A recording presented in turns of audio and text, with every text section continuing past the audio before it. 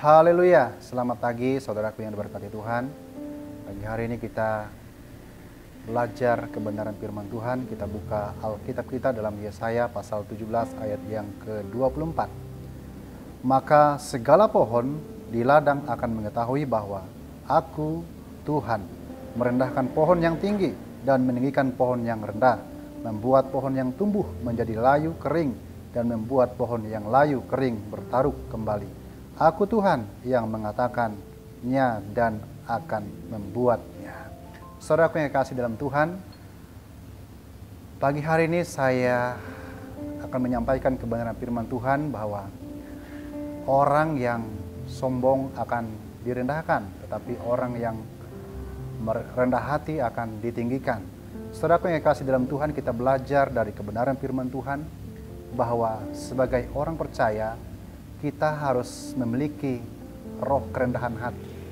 Rendah hati adalah orang yang mau dipimpin oleh Tuhan.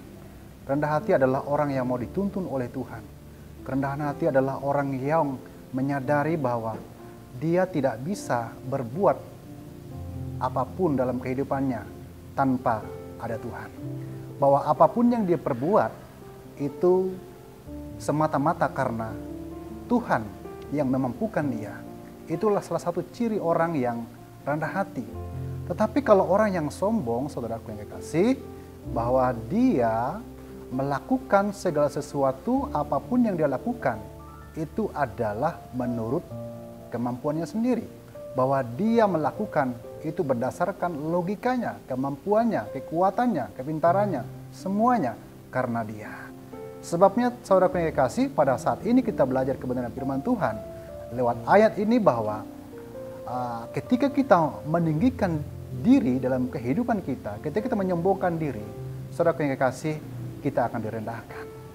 Tapi kalau kita menjadi orang-orang yang rendah hati, kita akan ditinggikan oleh Tuhan. Kenapa saudaraku? Karena Tuhan tidak menyukai orang-orang yang meninggikan diri.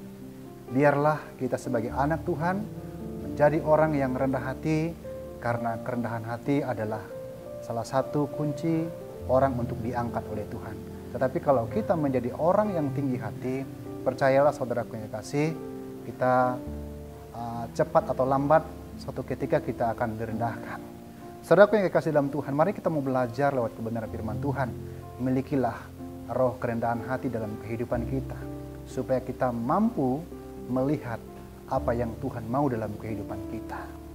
Bapak Ibu yang diberkati Tuhan, saya tidak tahu apa yang menjadi problem dalam kehidupan kita. Mungkin kita sebagai anak Tuhan, bahwa kita tidak sadar bahwa kita di dalam hati kita atau di dalam diri kita ada rasa sombong begitu, ada rasa tinggi hati, sehingga kita tidak sadar saudara bahwa kita itu sombong. Tetapi saudara yang kasih dalam Tuhan Yesus, kita mau belajar dalam kehidupan kita sebagai orang yang percaya kepada Tuhan. Mari kita mau mengandalkan Tuhan dalam kehidupan kita.